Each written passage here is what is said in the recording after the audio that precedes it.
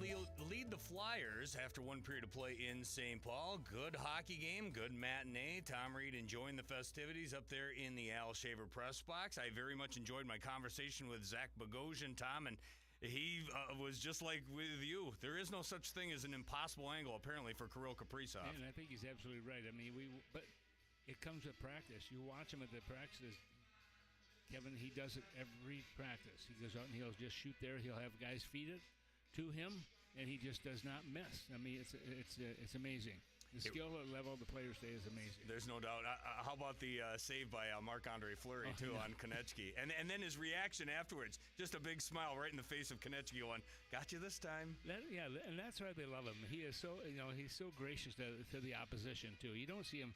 Bennigan's the only guy I think that from St. Louis, the only guy I think that really challenged him to a fight. But Marc-Andre Fleury is just one of those guys you love to be around. He's great in the locker room. He's even better on the ice. All right, let's get to these questions here, and we'll start with this one from Rick H. Since the last time we chatted, Tom, we know that Jake Middleton went down with injury, and the Wild go to the waiver wire and bring in Travis Dermott from the Edmonton Oilers. What's he bring to the team, asks Rick H. I think he brings, obviously, some experience, some depth to this hockey club also, and it's not easy. You're trying to find high-end players. You need a left-handed shot, too, and that was really an important part of it.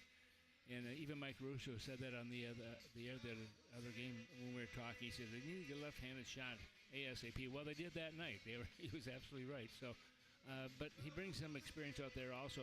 And more of a defenseman. He's not going to get you a lot of points and things like that. But right now you need help in your own zone, and we can see that. Right, even in this game tonight, Minnesota's a little bit lax in behind their own blue line. But hopefully that'll change over the next period.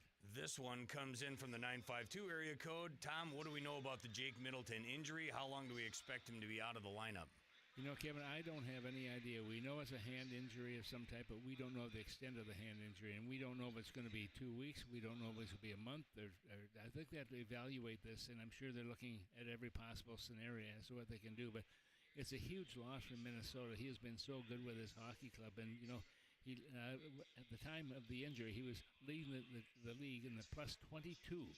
I mean, that's amazing. And he's one of those guys that just loves to play. He just wants to be a part of the team. But because he's on the long-term injury list, that means he has to sit at least 10 games or 24 days, whichever is the longest. So I have to count the days before he can get back in there, if he's able to get back in by then. I don't know if there's surgery connected with it or not. That's what I have to wait for the management to tell us that. Remains to be seen. Here's a fun one from Elaine. Well, not fun when I tell you what the question is, but it's from a fun location. Elaine is on the beach in Baja, California. Wouldn't you like to change places with Elaine? No matter how much you like hockey, how would you like to be on the beach right now in California, Tom? Well, is there any fires or earthquakes going on? Otherwise, I'll stay right mudslides, sharks, eels, they got it all. But anyway, the question from Elaine is, Tom, have you ever broken a bone blocking a shot? I bet back in the day, you, as a defenseman, you got in front of a few blasts. Yeah, I broke toes.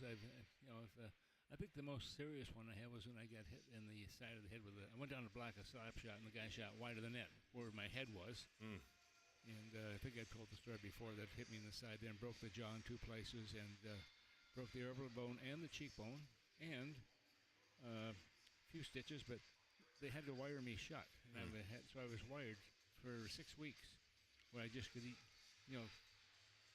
food string peas, pureed, liquid, and applesauce. And I missed one game. That's all I missed. That's unbelievable. Yeah. I know. Well, in those days, they made if your legs are working, you're playing. Yeah, and you don't get paid unless you play. So, yeah, I think you guys made it a point to get out there. I very much look forward to your conversation with Lou Nanne in the second intermission. I know you're going to talk a lot about the World Juniors, but maybe you can bring up the fact that he removed a handful of your teeth for you again with that cross-check.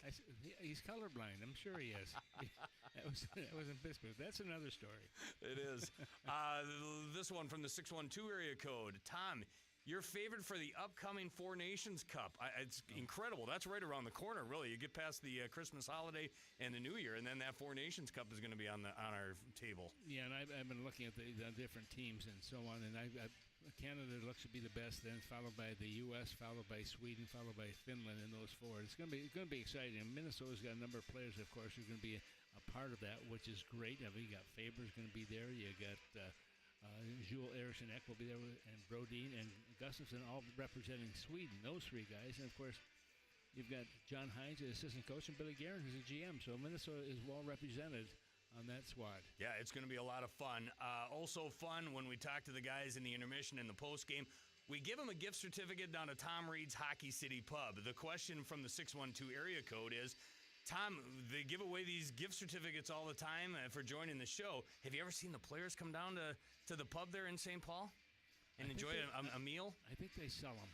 I'm not sure. I think they sell them. No. Yeah, we've had a few players come in, but not very often. They like to do it when there's nobody around, which is fine. But yeah, they pass them off to their families, their friends, and whatnot. But they you know what? They've never said no to you, Kevin. So that's a good sign. That's exactly right. One of my favorite memories. I don't know if you remember this. This was a long time ago. They called it the Fuzzy Foreigners. We did a Hockey Unplugged with a bunch of Wild players down at Tom Reed's. Jamie McLennan was basically the moderator, and he had like 5 or 6 guys that didn't speak English, like a Lubomir Sekarash. I can't remember who, Ladislav Benesek. I mean, just awesome names, but I remember them all in a line there at your pub there, and we fired some questions out.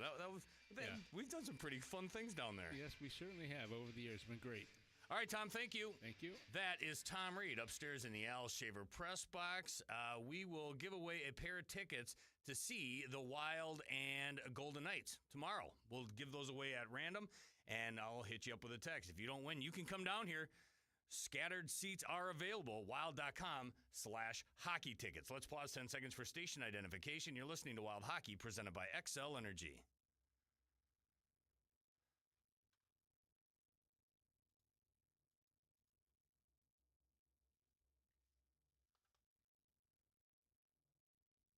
Kaprizov with his 19th of the year from Merrill and Bogosian at the 14-18 mark. That's the difference of this hockey game. Marc-Andre Fleury in goal, stopped all 8 shots he faced. The Wild 0 for 1 on the power play. The Flyers are 0 for 2. The second is next. You're listening to Wild Hockey, presented by XL Energy. As a business leader, every day brings countless decisions. Some big, some small, some easy, and some unique.